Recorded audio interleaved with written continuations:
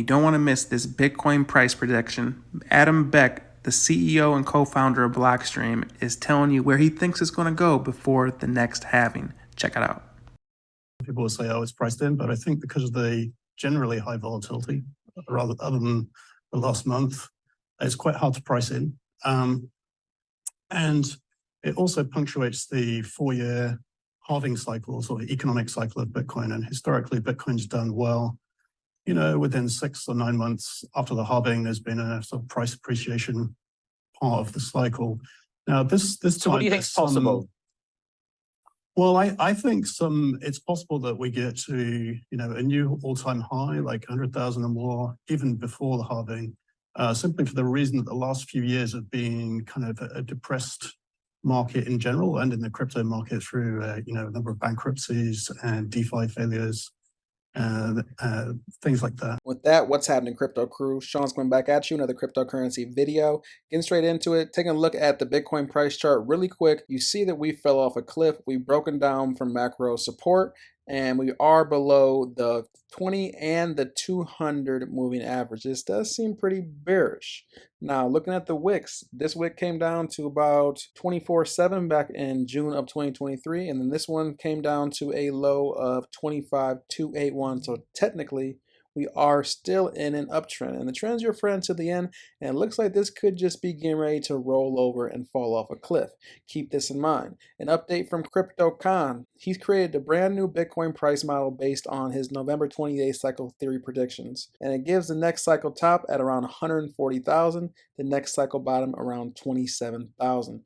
2 cycles from now, 190 to 36,000. So this shows the peaks, troughs, peaks, troughs, peaks, troughs, and then the prediction of the peaks, 140,000, and then a 44% down draw to 27K, and then up to 190K. Is this being extremely conservative? Over around 2030, people are talking about Bitcoin going up to $500,000 or higher. Is this going to be realistic, or is this sort of the trajectory that Bitcoin actually has been going? Another update from Stock Money Lizards. June through October correction and accumulation mode. Year-end target, roughly 50,000. So he's comparing 2016, 19, and 23. But looking at 16, we were just in this downwards expanding wedge. Top, bottom, come up, higher, low, blast up. Top, bottom, we sort of traded a lot farther down with 2019. This was the pandemic dump, and then blasted up. And look what's happening. We've came up, down, and if we do come up to this upper bound before the end of the year, which technically this just bounces like a ping pong in between these channels, if we do see that, that'll put us up towards, once again, that $50,000 threshold. Another update from Arthur Hayes. What is his prediction for the rest of the year? He's saying he also believes at some point most investors will do the math and realize that the Fed and the U.S. Treasury combined are handing out billions per month to wealthy savers.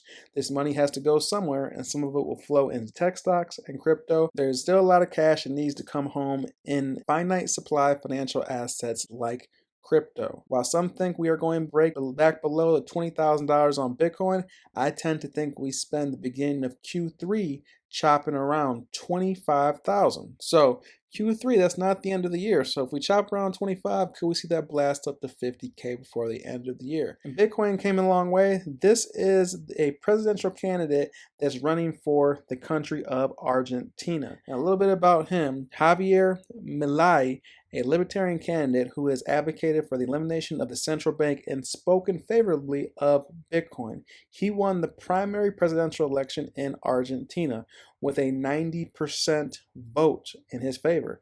So will this be the next orange-pilled president? Well, let's hear what he has to say. And taking a look at this video here, we're going to narrate because this is basically in a different language. So let's start from the beginning. People talk about Bitcoin. We don't know how Bitcoin works, and there are people that say they could be a monetary alternative. Do you believe that's a possibility to start discussing it with Argentina? Point is, the first thing we have to understand is that the central bank is a scam. It is the mechanism by which politicians cheat to the good people with inflationary tax. What Bitcoin is representing is the return of money to its original creator, the private sector. Money is a private invention. In order to be used to solve problems, for example, in a bartering economy, the double coincidence of wants and indivisibility. Then the paper money appears to solve portability. Actually, you had different cultures, linen, wheat, salt, where it came from, the word salary. Hence comes from the superstition, the salt falls off the table. And then it was evolving in the currencies, and the people chosen were the silver from small transactions and the gold from bigger ones. Back then, it was very dangerous to move gold. People used to deposit the gold and get it in exchange a receipt. And then in the year 1445, the first Genovese Congress, the states appropriated the exclusivity to issue the money. This is when monies came into this picture. And that's the legal tender, which is the key point, because legal tender allows the politicians to scam you with inflationary tax. And inflationary tax is taking your purchasing power away. Bitcoin has an algorithm that one day it will reach a certain amount and it will compete with other currencies. In fact, it competes with Ethereum and others. Bitcoin is the king crypto. And what is a good thing? It's returned to private money. But what's the problem? The problem is that the government will not give up the legal tender, so they're not going down without a fight. Because legal tender, they can scam you with that inflationary tax. The Bitcoin is a natural reaction against the central bankers' scammers and to make money private once again. And on the flip side of that is thieving politicians are not going to allow you to go against the legal tender. In economies with high inflation, the scam problem is bigger. That's why I suggest you propose to close the central bank. So this guy gets it. This guy has an idea of what's going on in the crypto space. He understands why central banks are not in the best interest of people and understands why citizens shouldn't need central bank and we need to privatize the money once again.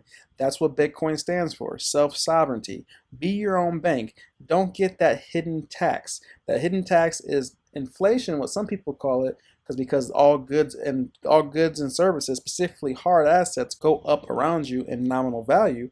But Bitcoin is a hedge to monetary debasement. This can save your family, this can save your savings, this can save any investments you have. If you're getting paid in fiat, you have to reconsider because fiat is eroding.